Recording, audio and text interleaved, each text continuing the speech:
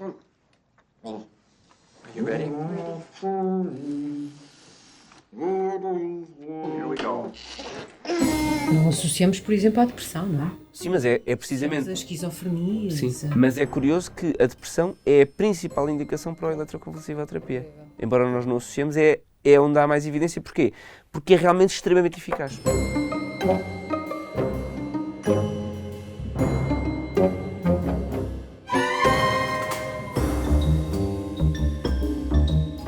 Não é difícil perceber, acho eu, porque é que alguém olhou para uma terapia que implica dar choques elétricos a uma pessoa e pensou, isto não devia acontecer.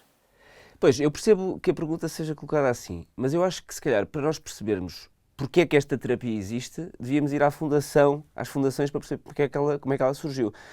Primeiro, é importante perceber que esta terapia remonta aos anos 20 do século XX, portanto, há mais de 100 anos atrás, não é? Que começaram essas experiências. O que é que se verificou originalmente? Houve um cientista cujo nome é Ladislau von Meduna, que de facto tem todo o nome de um médico que tortura pessoas, mas era um psiquiatra neurofisiologista, neurologista húngaro, que começou a verificar em cérebros pós-mortem, ou seja, quando se analisava os cérebros de pessoas que tinham morrido, que pessoas que tinham esquizofrenia não tinham um determinado tipo de células em grande quantidade no cérebro, que são as chamadas células da glia, que é um dos tipos de células, porque o cérebro não tem só neurónios, tem vários tipos de células de suporte, e verificava-se que os cérebros das pessoas com esquizofrenia tinham poucas células de glia, e as pessoas com epilepsia tinham muitas células da glia. E isto levou a considerar a hipótese de, então, se calhar, ter crises convulsivas, ter crises epiléticas, ajuda a tratar a esquizofrenia e a psicose. E, de facto, clinicamente também se verificava, ou ele verificava, que algumas das pessoas que tinham crises epiléticas tinham menos sintomas psicóticos, uma evolução menos negativa de uma psicose, de uma esquizofrenia, por exemplo. Então, a ideia era fabricar artificialmente crises epiléticas nas pessoas para gerar essas células que elas não tinham? Sim, essa era a ideia original. Portanto, o que ele pensou foi como é que eu vou pôr as pessoas a ter crises convulsivas mesmo que elas não sejam epiléticas. E então, como é que ele fez isso? A primeira tentativa foi uma tentativa farmacológica, ou seja, vamos dar medicamentos a estas pessoas, em quantidades grandes, para que elas convulsivem, para que elas tenham uma convulsão. E uma das substâncias que foi mais utilizada por este von Meduna foi uma substância que ainda hoje é muito utilizada até em cremes e em outras coisas, que é a cânfora.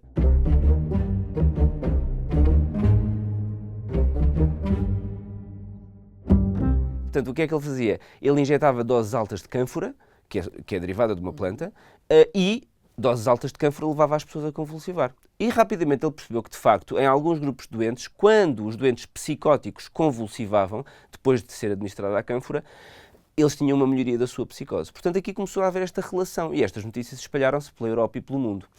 E o que é que aconteceu? Cerca de 10 anos depois, nos anos 30 do século XX, dois médicos italianos, Cerletti e Bini, pensaram numa forma alternativa de produzir convulsões nas pessoas. Que não com essa planta. Que não com essa planta ou com outros fármacos, porque outros fármacos foram tentados. E porquê? Porque os fármacos, quando são dados em doses suficientemente altas para produzir convulsões, têm uma série de outros efeitos adversos. Portanto, estava-se a tratar por um lado e a obter efeitos adversos por outro. Portanto, qual foi a forma alternativa que eles pensaram?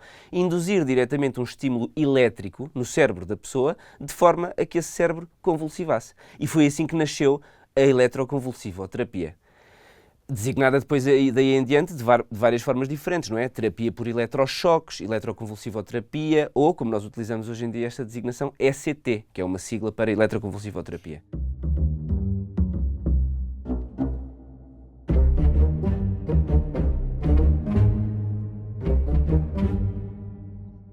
Mas era doloroso para os pacientes?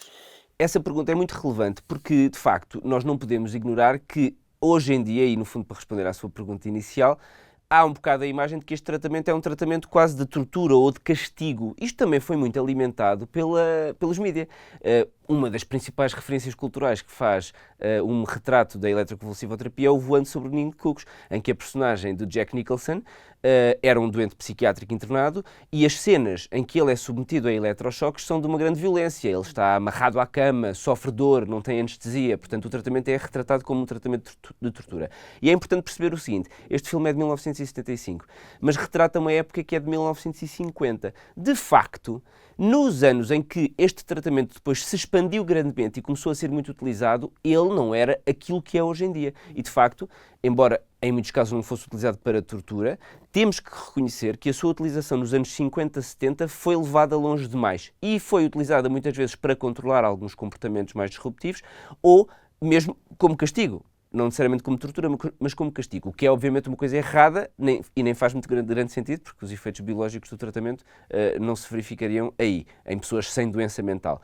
E, portanto, esse retrato é fidedigno de uma época mais antiga e reproduzia o quê? Doentes ou pessoas não doentes em que era administrado o eletrochoque sem anestesia, sem monitorização, sem controlo das consequências potencialmente negativas, nomeadamente sem relaxação muscular. Ora, como todos nós conseguimos imaginar, uma pessoa que está a ter uma convulsão tem contrações musculares intensas e se isto for feito sem nenhum controlo, pode até dar origem a fraturas, por exemplo, a fraturas ósseas. E, portanto, o que é que acontece? Esse retrato não corresponde à realidade. Porque a partir dos anos 80, e eu acho que isto é uma indicação muito importante, é que este tratamento foi tão mal retratado pelos mídias, pela indústria cinematográfica, sofre de tanto estigma, é tão aparentemente perturbador e mesmo assim toda a evidência mostra e cada vez é mais utilizado para a doença mental grave. A verdade é que ficou com esse rótulo, não é? Com um carimbo de uma coisa muito dolorosa e, sobretudo, acho eu, na minha visão, uma coisa que só acontece às pessoas que estão mesmo muito doentes, não é? Nós associamos os choques elétricos a doentes mentais com doenças muito graves e já assim no fim da linha. Certo. O que se junta ao estigma de, mas porquê é que eu preciso disso? Não é? Claro. A verdade é que eu creio que deixou de ser usado tanto, não é? Muito por causa dessa carga e agora voltou. Certo. É igual?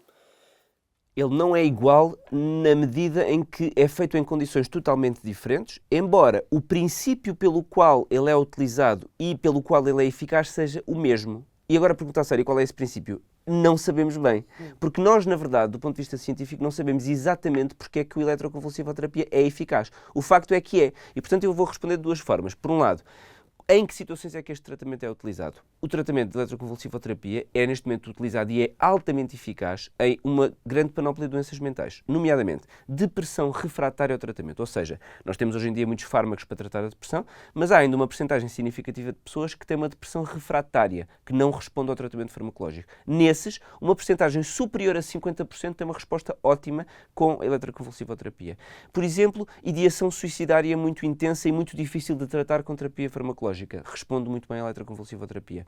Doença bipolar, tanto em fases depressivas graves como em fases maníacas refratárias ao tratamento farmacológico. E a própria psicose. Depois há ainda um grupo de doentes, que são os doentes catatónicos, que é um tema que também é envolto num certo mistério, o que é uma pessoa catatónica, uma catatonia.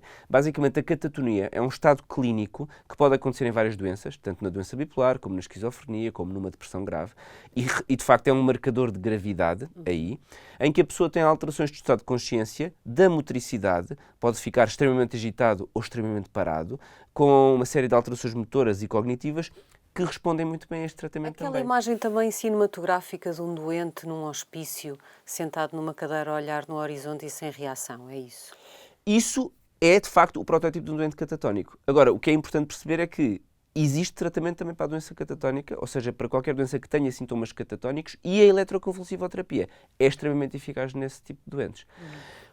Agora, falando da técnica propriamente dita, ela é muito diferente do que era antigamente. Nós, neste momento, para realizar este tipo de tratamento no ambiente hospitalar, está sempre presente um psiquiatra, um anestesista e uma equipa de enfermagem, tal como num bloco operatório. O doente é analisado previamente e monitorizado, tanto do ponto de vista eletrocardiográfico, com ECG, eletrocardiograma, e eletroencefalográfico, portanto com as ondas cerebrais elétricas, é anestesiado, é relaxado do ponto de vista muscular e a convulsão é apenas visível no ecrã. Portanto, a pessoa está a dormir anestesiada e induz-se um estado convulsivo apenas no cérebro, sem nenhuma consequência física. Por isso, é um tratamento que não representa dor, que não tem nenhuma consequência negativa e que não tem nenhum risco associado. Aliás, há um bocado esta ideia de que, mas isto é um tratamento tão violento, certamente, que a mortalidade é alta.